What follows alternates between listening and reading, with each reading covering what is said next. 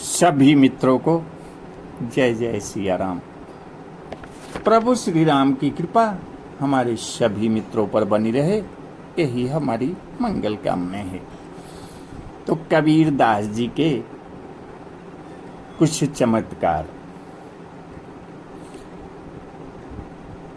कबीर दास जी का जब चर्चा पूरे देश में हो रहा था तो ब्राह्मण लोगों को बड़ी जलन हुई।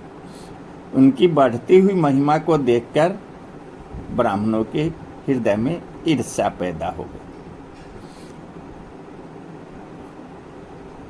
उस समय का जो बादशाह था वो सिकंदर लोदी था, और सिकंदर लोदी काशी में आया हुआ था। ब्राह्मण लोग जो भक्ति से विमुख थे, श्री कबीर दास जी के माता को भी अपने पक्ष में कर लिया और इकट्ठे होकर सिकंदर लोदी के दरबार में ले गए। जितने आदमी गए थे ब्राह्मण लोगों की टीम में, उन लोगों ने कहा कि कबीर दास जी ने इस सारे गांव को दुखी कर रखा है। ये मुसलमान होकर हिंदू बाबा जी बन गया है और किसी धर्म को न हिंदू धर्म को मानता है और न मुस्लिम धर्म को मानता है। ये ढोंग फैला रहा है। तो सिकंदर लोदी ने तुरंत आज्ञा दे दी कि उसे अभी पकड़कर मेरे पास ले आओ, मैं उसे देखूंगा कि वह कैसा मक्कार है। बादशाह की आज्ञा पाकर सिपाही लोग श्री कबीर दास जी को ले आए और बादशाह के सामने खड़ा कर दिया। तब कोई काजी ने श्री कबीर दास से कहा कि ये बादशाह सलामत है, इन्हें सलाम करो।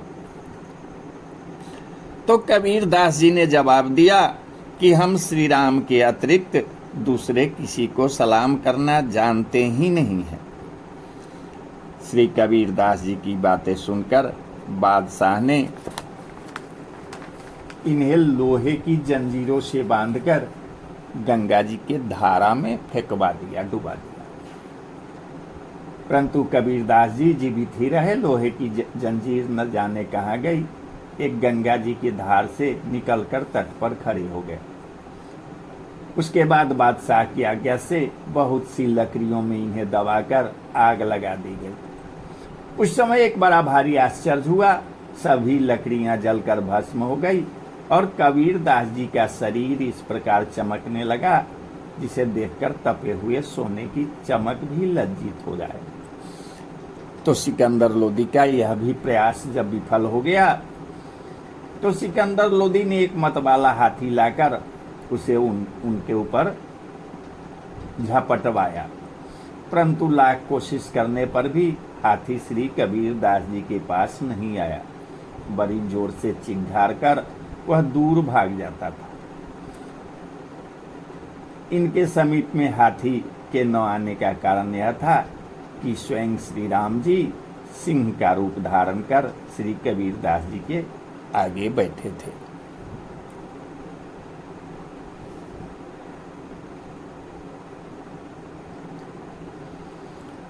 बादशाह सिकंदर लोधी ने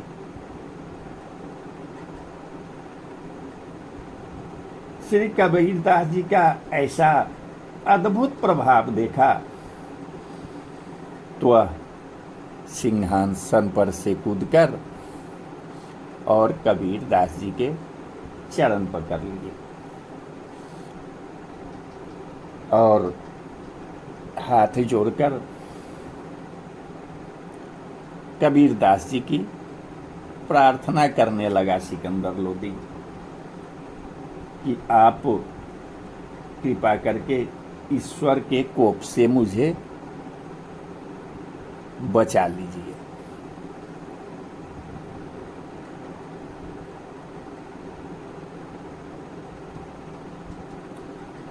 श्री कबीर दास जी ने कहा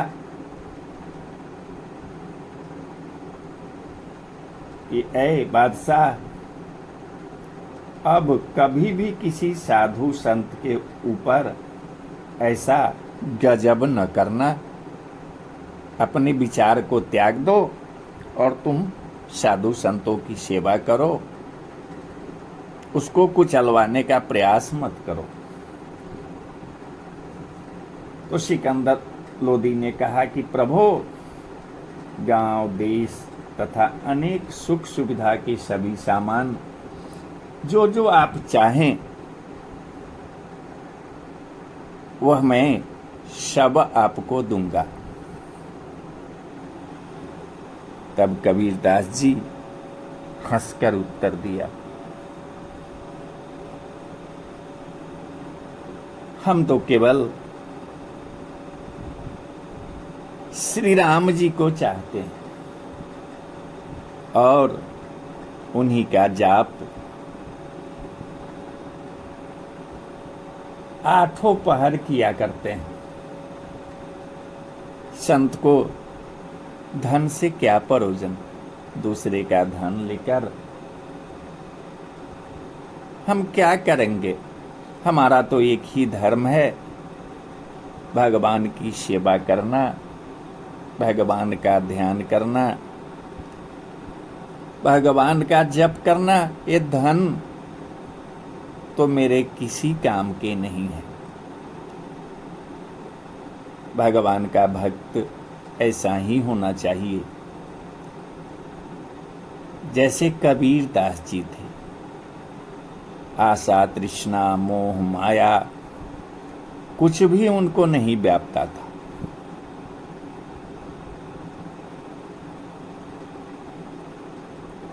इस प्रकार सिकंदर लोदी ने कबीरदास जी को सम्मानित किया और कबीरदास जी अपने घर आ गए। जब देखे कि कबीरदास जी विजय हो गए हैं, वो हार नहीं रहे हैं, तो जो उनके विरोधी ब्राह्मण लोग थे वे बहुत ज्यादा लज्जित हो गए। साधुओं से शाप दिलाकर उन्हें परास्त करने के विचार से उन्होंने अपने में से 4 ब्राह्मणों के सुंदर बैरागी साधुओं के से 20 बनाए और उन साधु को चारों ओर, चारों दिशाओं में उस साधु को ब्राह्मण लोग भेज दिए।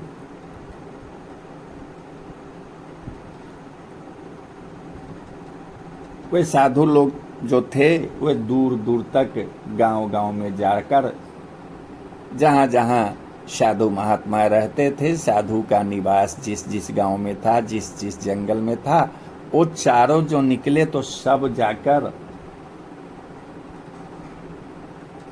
साधु का नाम पूछकर सब जगह सबको जाके न्योता दे आए कि भाई अमुक दिन कबीरदास जी के यहाँ भंडारा है, आप लोग उस भंडारा में जरूर आइएगा। 4 गए तो बहुत, जितने उस एरिया के साधु थे सबको न्योता दिया। उस साधु ने कहा कि कबीरदास जी के यहाँ बहुत बड़ा भंडारा है और वस्त्र और दक्षिणा भी आप लोगों को मिलेगा, इसलिए आप लोग इस भंडारा में कबीरदास जी के यहाँ जरूर आइए। भंडारा सुनकर अगणित साधु संत श्री कबीरदास जी के यहाँ आए। तब कबीरदास जी देखे कि मेरे पास तो कुछ नहीं है, तो घर से दूर जाकर किसी जगह पर छिप गए। अपने भक्त की प्रतिष्ठा रखने के लिए स्वयं भगवान श्री कबीरदास जी का रूप धारण करके आ गए और भंडारे का प्रबंध करने लगे। और कबीरदास जी भी आकर उसी भंडारा में पंगत में बैठ गए, उन्हीं में मिल गए। भगवान ने खिला पिलाकर और दान सम्मान से सभी साधु संतों को भोजन पवा के और दान दक्षिणा देके और साथ साथ कबीरदास जी को भी बहुत प्रकार से प्रसन्न किया। साहेब बंदगी, साहेब बंदगी, साहेब बंदगी।